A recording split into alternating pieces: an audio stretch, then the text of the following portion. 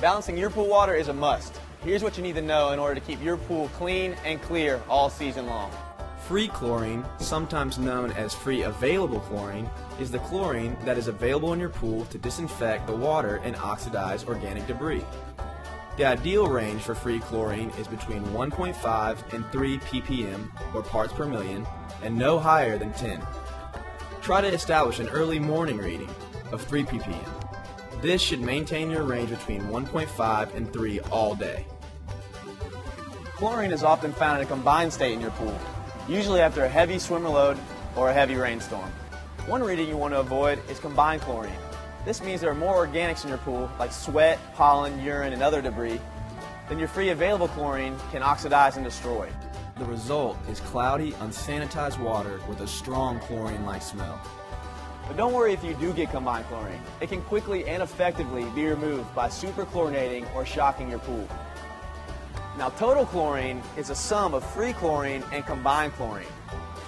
pH is the state of acidity, acid, or alkalinity, base of the water.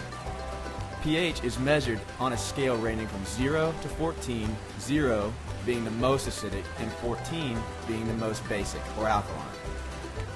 The scale is subdivided into tenths, i.e., between 8.0 and 9.0, there would be increments of 8.0, 8.1, 8.2, 8.3, and so forth.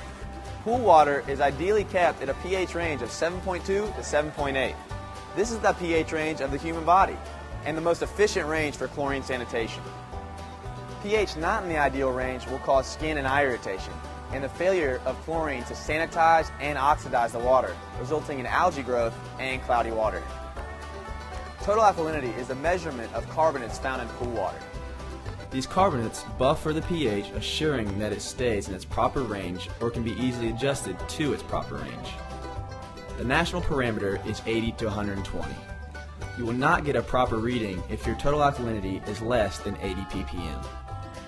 Total alkalinity higher than 120 ppm will make it almost impossible for you to change the pH with pH adjusters.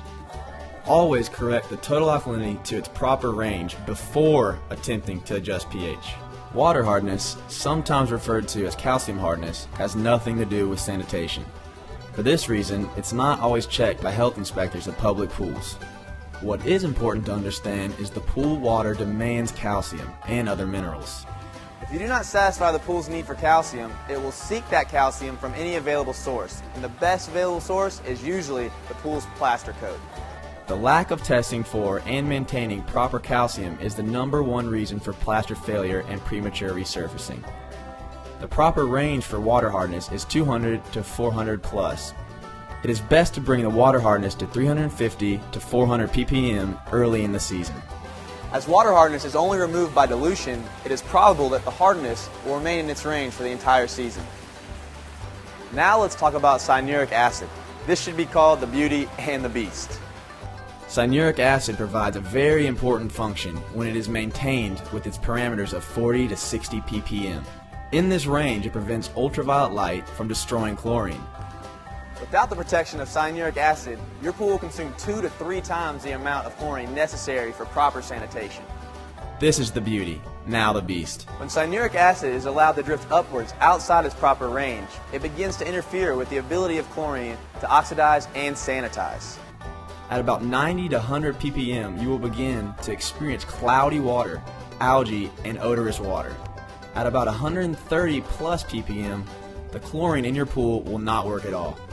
You'll still get a chlorine reading when you test for it, however, it's not doing a thing. Unfortunately, the only way to lower the ppm is by dilution. That's right, remove some or all the water from the pool and refill it with fresh water. So the moral of this story, be proactive in managing the cyanuric acid levels. If you are using a stabilized form of chlorine such as trichloro or dichloro, be aware that these forms of chlorine contain a very high percentage of cyanuric acid. This means every stick or tablet you dissolve in the pool is raising cyanuric acid levels. Also be aware of shocking with these forms of chlorine. It's better to shock with calcium hypochlorite or liquid chlorine, as these forms do not contain the beast. If you discover that your cyanuric acid level is approaching 70 ppm or more, Begin to lower it by adding a couple of inches of water to the pool before you vacuum. Place your filter valve in the waste position and then vacuum to waste. This procedure will bring down your cyanuric acid level, but will not affect the overall balance of the pool water. Plus, you don't have to backwash after vacuuming, as no debris has entered the filter. Balance is important in every area of our lives. Now that your pool water is balanced, go out and enjoy it.